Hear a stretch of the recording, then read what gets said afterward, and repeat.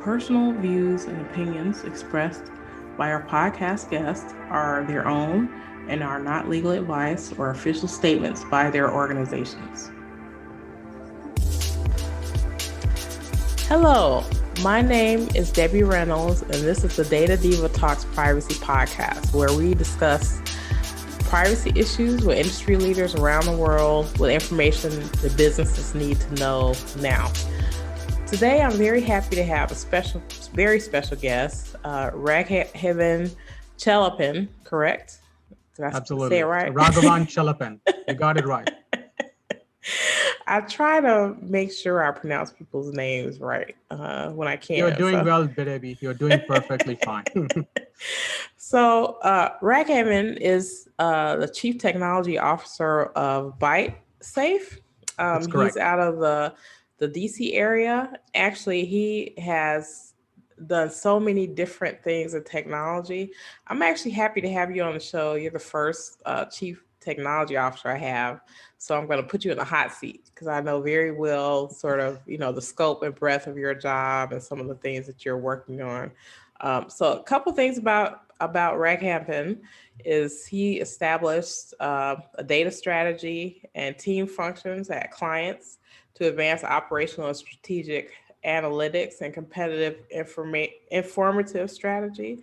He successfully managed and delivered large-scale IT transformation programs and providing businesses and companies across multiple industries, develop best practices supporting quality data certification, data visualization as internal alliance management for a community of practice, and a digital strategist, which I love that word, who's authored and co-authored several white papers, articles on emerging technologies, digital transformation, artificial intelligence, big data, machine learning, Internet of Things, user experience, and blockchain. What did I leave out? You covered everything. I don't even have to say anything. You are so good. Like you're thorough. Like I think looks like you did all the due diligence work, which is amazing. It's awesome. Well, I'm So I have a good researcher, some researchers on my team, and they were very okay. impressed with what you do. Those aren't just big words; those are really hefty things that you are able to accomplish for organizations. So before I guess the first thing I want to talk about is sort of how we met. So you and I connected on LinkedIn. We sort of support each other's content because you'll, make a comment or I'll make a comment or whatever. And then you contacted me like, hey, could you be on my podcast? And I thought, oh, yes, totally makes sense. So I was happy that you contacted me because I think someone in your role, you have sort of a bird's eye view of what's happening within technology, not only your organization, but what you're seeing in terms of trends coming out. Also, in addition to your technology work, obviously, you touch upon privacy. So, I would love to get your thoughts on and if I left out something about your introduction, please fill it in. But I want to get your thoughts on sort of what are the most pressing issues you think there are today in privacy and possibly technology. Absolutely, Debbie. Thank you very much for the introduction. And thank you so much, Debbie, for having me on your podcast. And as you know, like it is a wonderful to be on your show. And I'm so happy that we are able to connect today and speak. And yes, you are correct. Like we connected on LinkedIn and have been like trading messages back and forth for some time now. And it is great like talking with you. One of the things, as you know, podcast world has exploded in the lately, and especially with the impacts of the global pandemic. And podcasts have become a good medium for sharing the messages locally and globally, right? So this is something like very interesting. I really, as we were chatting earlier, I admire some of the things what you're doing. You're making everybody inclusive. And there are several things we could definitely chat up and we can discuss when it comes to uh, what to say, like privacy. And I would kind of like blended like privacy is very important today, and it has become its own discipline, and how we all can bring more awareness. And as we chat and talk through, probably you will get like more things.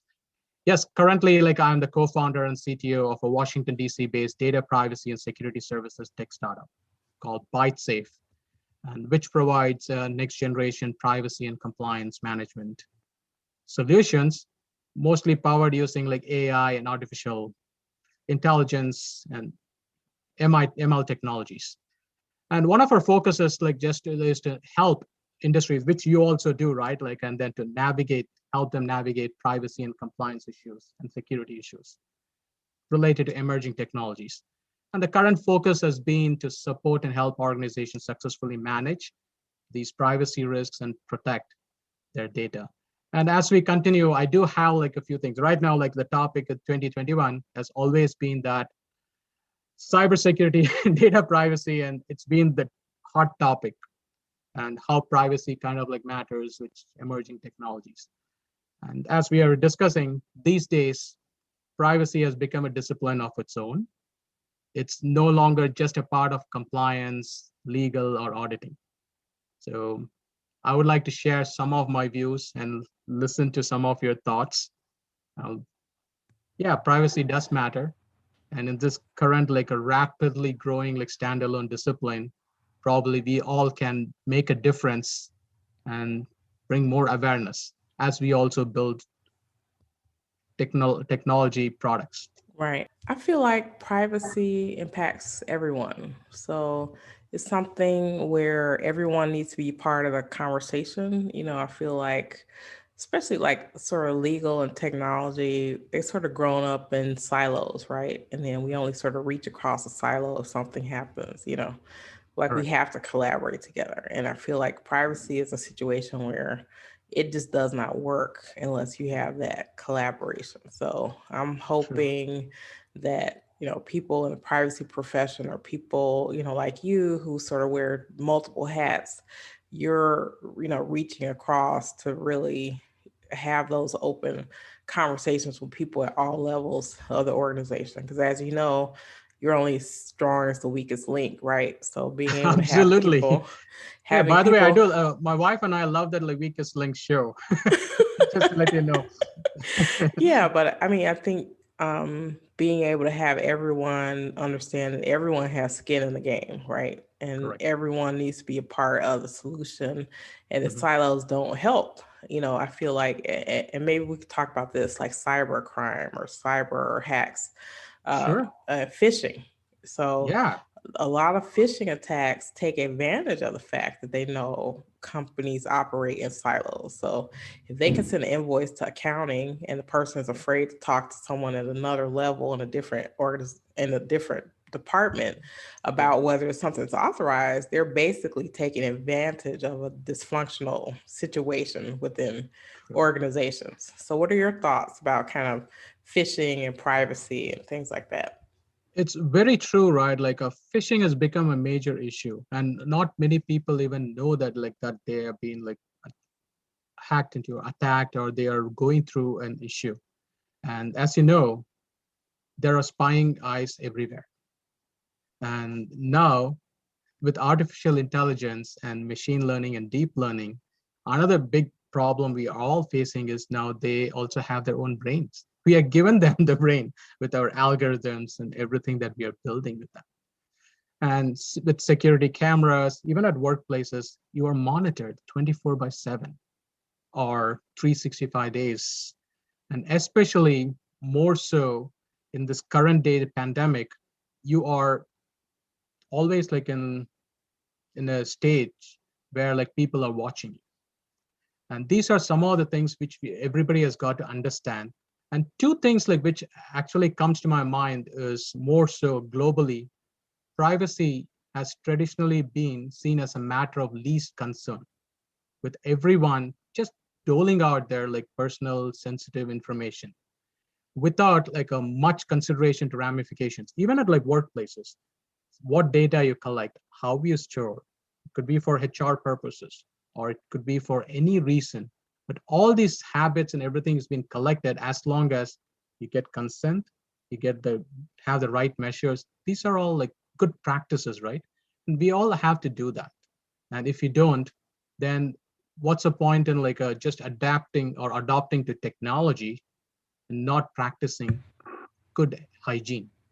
So what do you think about privacy? You know, for someone in your position, obviously you're working with people and you're trying to educate them about, not Mhm. only having technology measures in place, but like human measures in place to protect their data. But do Sure. you feel like some people, like maybe their bad habits in protecting their data in their personal life, sort of spill into work or vice versa? It does, right? Like a lot of people, it's similar to, right? Like when you say like even like programming or anything you start, you have to have best practices in place, whether you truly want to like follow or try to improve on that. And what I actually like share with like people or convey some of the things like which I do is, hey, currently data privacy is more than like just a bunch of legal compliance and standards and requirements. So this is the biggest challenge everybody has got. So we have a lot of unanswered questions in those areas, which we know that. Why should data privacy matter for businesses is a very critical question everybody asks, right? And while you are, and then it starts with not only from the top down and bottom up in any organization. Everybody has got to be to, as you are being like saying, right? Like it's got to be inclusive, it has to be collaborative, and how we apply. And also have to understand, will the data collected, how it's going to be used in the future? What are the impacts? Only when you discuss, then we can come up with some kind of an approach or solution for that. Yeah. You brought up, I think we were talking before the show. We actually talked quite a bit before the show. So hopefully we can get this into the show. Sure. But you were talking about trust. So I Mhm. feel like trust is such a central issue. I think when a lot of the privacy regulations started to come out, people were really afraid, really no one was really thinking about privacy until the GDPR came out and they had the big fine, right? So that sort of elevated privacy to the C suite in terms of an issue. And now, because of some of the places or some of the countries, maybe they're not finding people enough or fast enough. Some people are sort of, getting a little weary about that. But what I'm seeing, and this goes again back to what you were saying about trust, is that consumers are getting more savvy. Mhm. They're, whether it's business to business or business consumer, they don't want to do business with companies that they do not trust. So, True. talk to me a little bit about the trust factor and why that's important to businesses. See, in the digital era, right, like everything has become transaction. When you look at like anything, for example, you have to see data as a public good. I'm going to give a different twist to it. And you have to see data also becoming a public good like air and water. I always use this analogy and I want to share that with you. Probably even the audience will very well like connect, right? So when you look at that needs to be managed, have a privacy policy in place that respects the idea that data is public good. Just because like data like air and water belongs to everyone as public good, it doesn't mean that anyone is allowed to pollute the resource. Okay, eventually what I see is these resources and common goods become contaminated, then they become unusable for individuals. That's where the trust factor comes into place. The trust factor is like you have to build that, embed it within your whatever product you are selling or whatever you're developing. The consumers have to feel good. That's the most important thing, right? Like olden days, like when you look at it, a telecom service, you are buying some product. It could be just your landline, telephone line, or internet services. The customer was the number one. They always treated them well. The trust factor, why they went, like I worked at AT&T, and why people loved AT&T was mainly because their customer service was not only good, they valued their customer And the trust factor was built as part of their building their services. So nowadays, with most of these technology driven companies, that part is totally lost. They're collecting data. They don't know how they are being used. They are not transparent in sharing with any of their consumers. And for example, you go to any site, online site, the first thing they ask you was a bunch of details. You fill out the details. Yes, you have to provide details for you to use their services or their platform, but how the data is being used, am I really interested what you do, and all these follow-ups are more intrusive for me. That's where people or businesses are losing the trust factor. So we have to really believe, we are working on that, like as part of our services, what we are offering, building a trust factor. That's what the key critical goal is. Yeah. One another reason why I was really interested in having this conversation with you is because I feel like people in your role have like the hardest job I can imagine in organizations because you have it coming from all sides. You're defending, you're educating people inside, you're working with them on technology. There's a human factor, right? With communicating that within the organization. You're dealing with outsider threats, insider Correct. threats. So tell me what is kind of the most challenging thing that you've encountered, not just privacy but just sort of kind of cyber issues, like what keeps you up at night right now? See, the first thing is awareness. See, a lot of people do not like clearly understand there are like differences between security, privacy, and how. Most of them only like think about once an attack has already happened. So data breaches, for example, take the recent one, even the solar winds. How did they really attack? Still, there are no answers, and everybody is like fighting to FireEye. Okay, and then Microsoft like Active Directory was hacked into. That's the way they got into your systems. But more so, if you look at most of these things, what keeps me really awake late night is people not first thing understanding, and then the best practices, even a development wise or technology, when you're implementing, they're not doing some of the key due diligence factors. So that part is what why we are in this stage.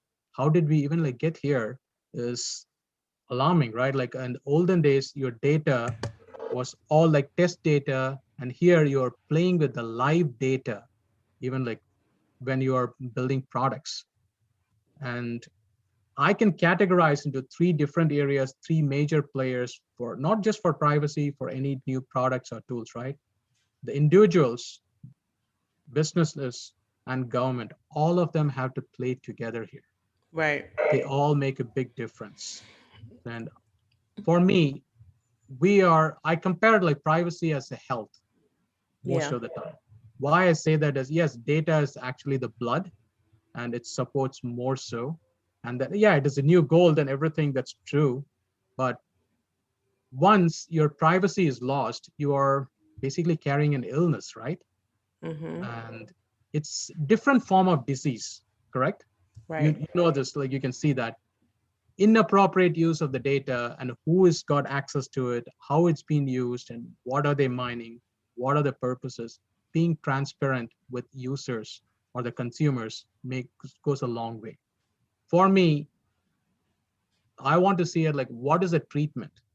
Loss of privacy is like an illness. Mm-hmm. Once you lose your identity, right, it's very hard to recover. Right.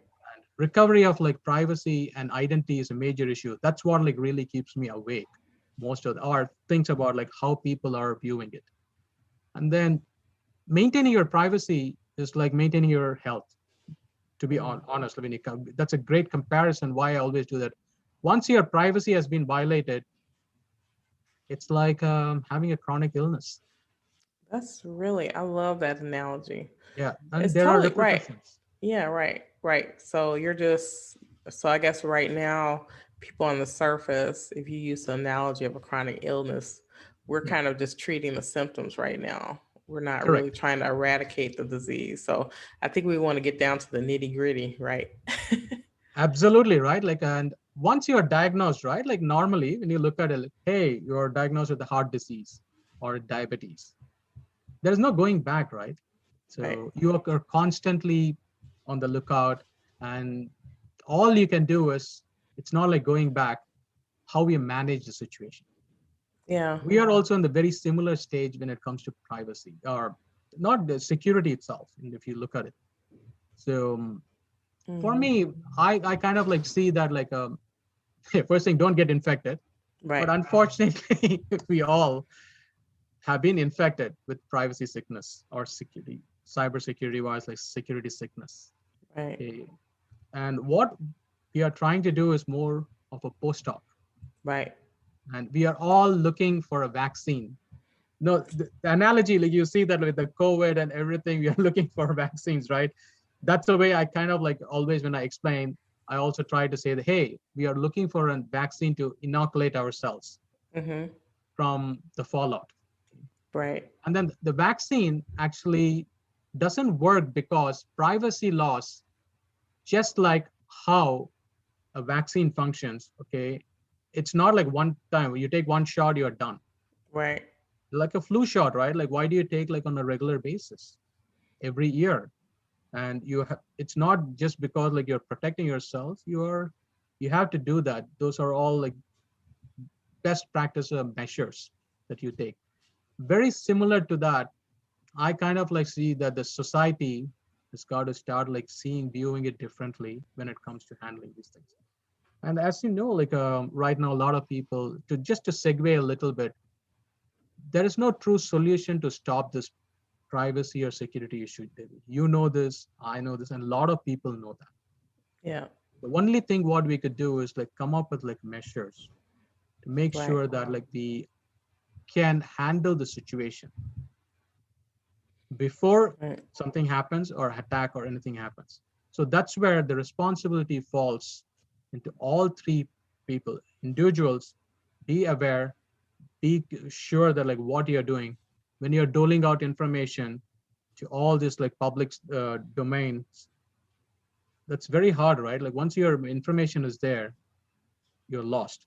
A lot of Yeah. people consider it as hey, it's my first freedom of speech, first rights amendment, right? Right. And they missed one thing. You're exercising your first, or say, rights, but at the same time, once you throw it out there, it's out there. People can use it. Right. And if you see it like it's not like activism or anything, or even a protester, somebody in the street standing and like yelling or shouting on a particular topic. It's open to everyone, right? Just a passerby or anybody who's there, he listens. He can use that information any way they want.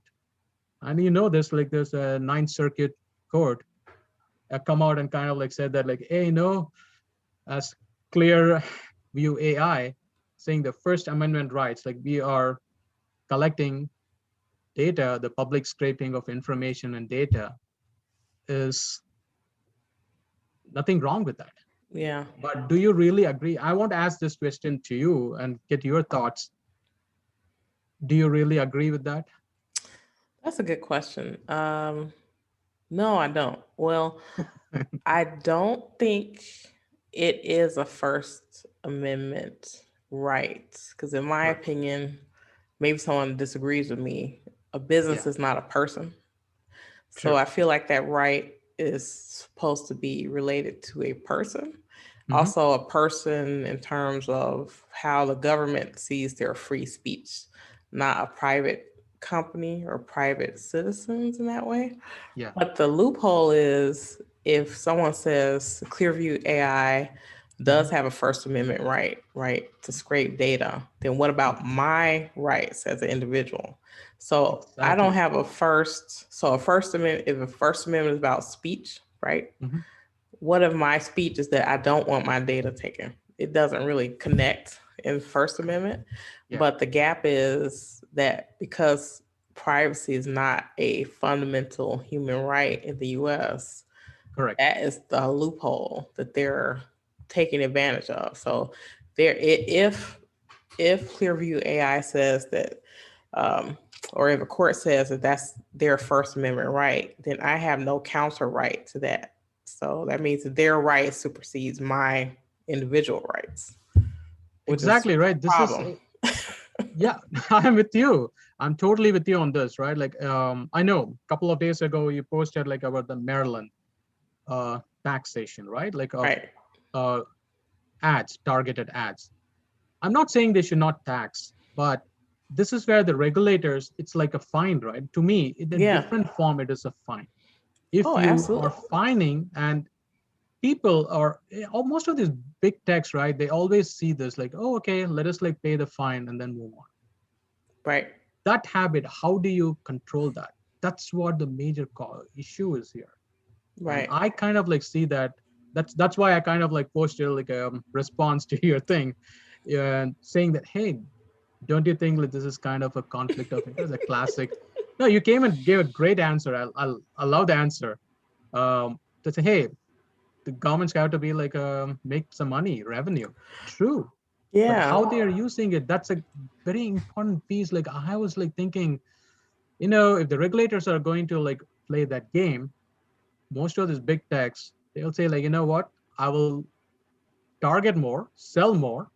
Yeah, the point like a lot of people have made, it could be data brokers. At the end, it's going to be passed on to the customer, right? Right.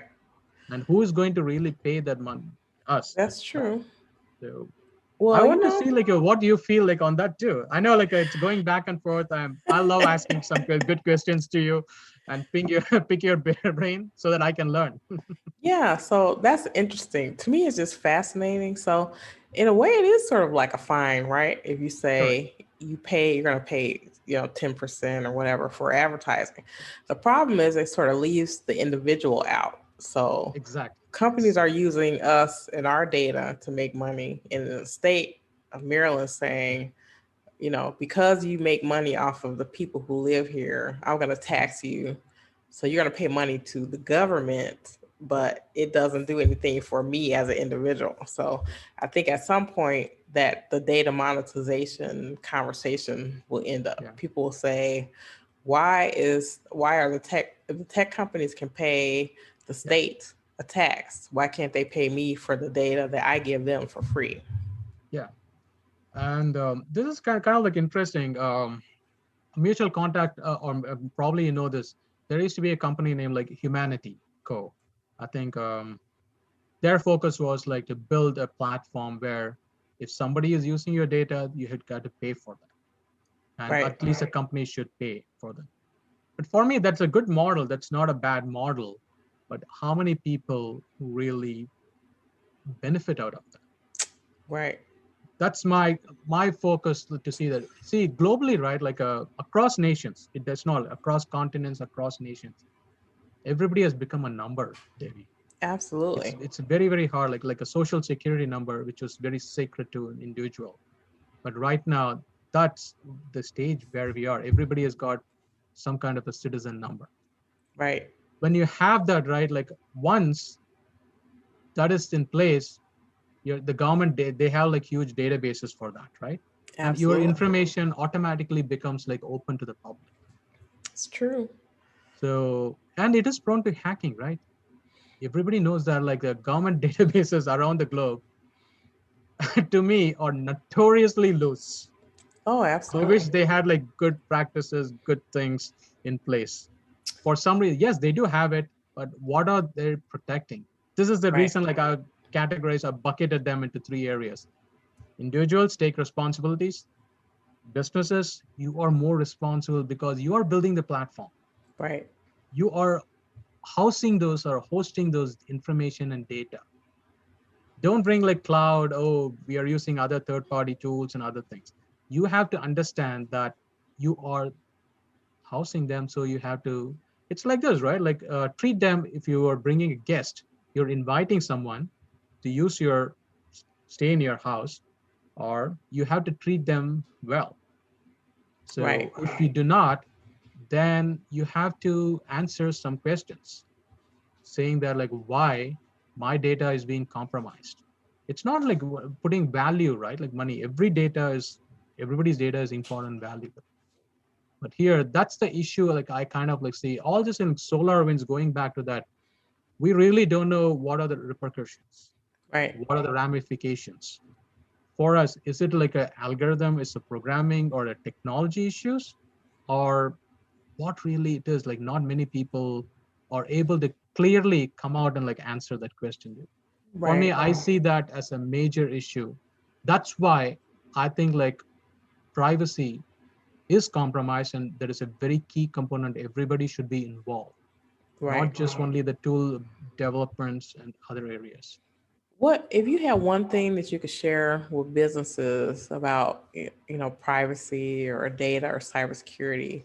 What would be the thing that you think would sort of help them understand this problem? I would say start with accountability and take responsibilities. Hmm. If you I agree with start with that. these two things, and then gradually you move towards, I know like recently you also said, hey, this is a good one, an article that I wrote, and which was like published, and another person also picked it up. So saying that why we need a systemic change. It's not that you have to globally dismantle everything. No, Have you heard about the paper or like the tragedy of commons written by like Garrett Hardin? no, no. Okay, this I is haven't. like actually for a uh, population problem. He was trying to like come up with like some of the ideas. Does a while, and actually a few years back, my wife shared that with me.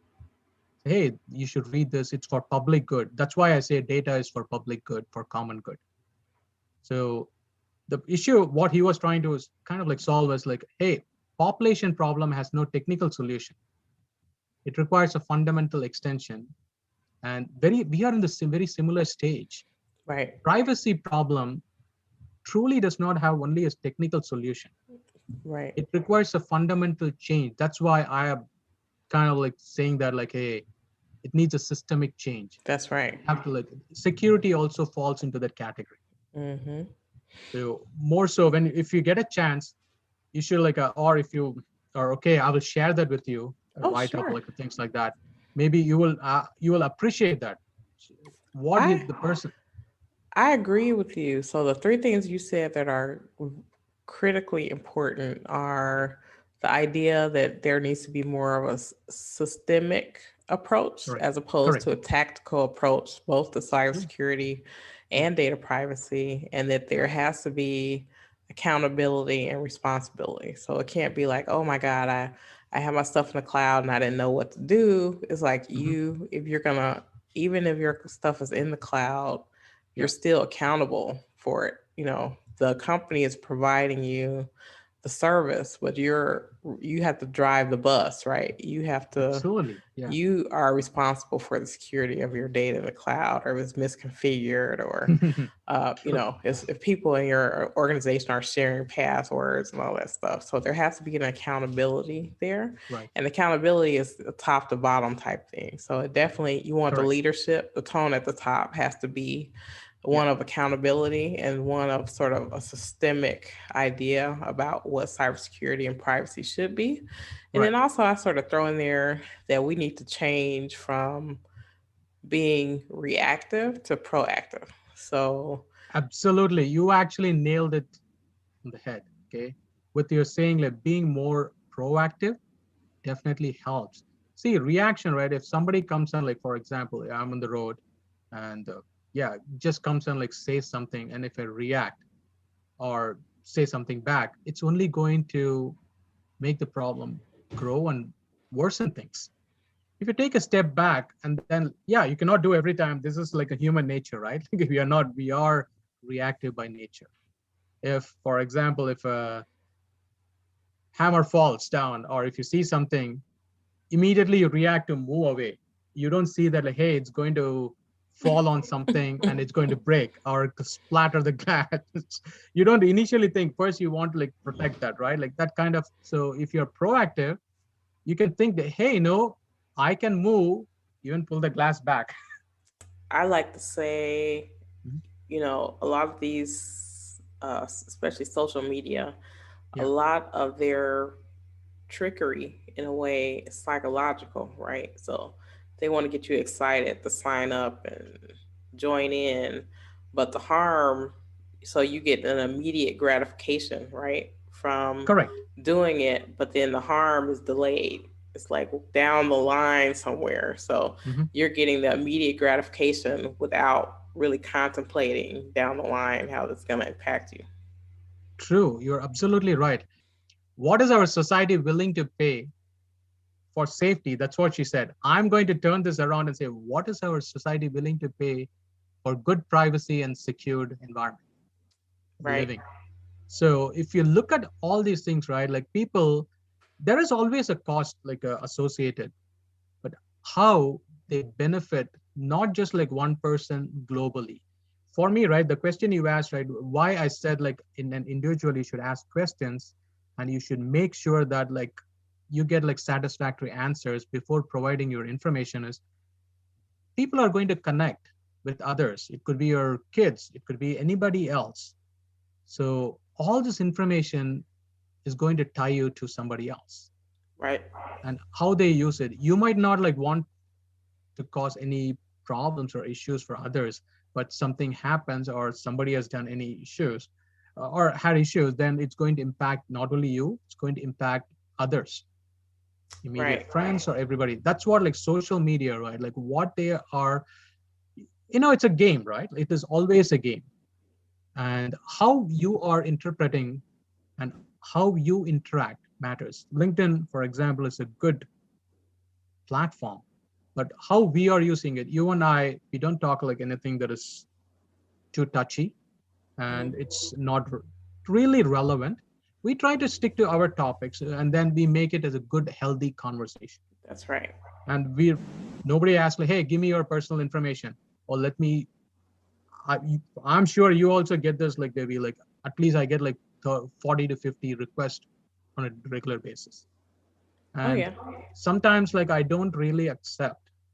It's not to just say that like, hey, no, I don't like them or whatever work they're doing, because I don't have a direct personal connection Right. and either to a subject, topic, or anything. So I'm going to be careful, because once you accept, right, like you can go and see other people's your connections, right? You're Hmm. also opening the doors, like you pointed out. Right. You're opening doors. You have to think that like, hey, no, yes, Debbie is my connection, but am I really doing the right thing by sharing her information without checking with her? Right. Yeah. These That's are all true. the things, right? Like platforms, what happens is they have hooks, That's true. and it's technical. It's nothing wrong. They're just like making the networking and connections and more interactive. But Hmm. how we use it matters. That's true. Right. Very true. Well, before we end, this is a great conversation. We could probably continue this for a while. Before we Absolutely. end, if it was the world according to Raghavan, what would you want to see in data privacy, either in the US or in the world? I would say policymakers should carefully consider how all these rights come together and not create more friction. It could be between like a continents, across the board. In this current day and age, technology has definitely helped in connecting with a lot of good people. At the same Hmm. time, there are bad actors. We cannot like avoid that. That's Hmm. life. That's humanity in place. So for me, I would like to see that bring a there is a need for a systemic change, and why protecting our bytes becomes critical is the Right. key. And we all have to work together to bring that change. We have a foundation. You're not Yeah, saying that like we lack foundation. There is a foundation, but the foundation has got to be made a little bit more stronger. that's right. And that's only happens when people come together and you're united, you're stronger. My parents always like taught us like, hey, using your fist, yeah, is more powerful, and then you're bringing all your five fingers together. But if you use that wisely, then you are going to be successful and you're benefiting not only you, everybody. Excellent. I would That's I an would excellent just kind of answer. leave it with that. That's an excellent answer. I really like that. Well, thank you so much for being on the show.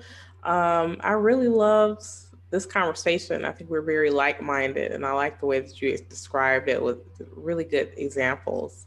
And so, I'm glad that we have smart people like you that are thinking about these topics because it's very important. So, I'm happy to share this content with people. So, Thank you yeah. very much, Debbie. I really enjoyed the conversation. I know we could have touched on several things. I have like a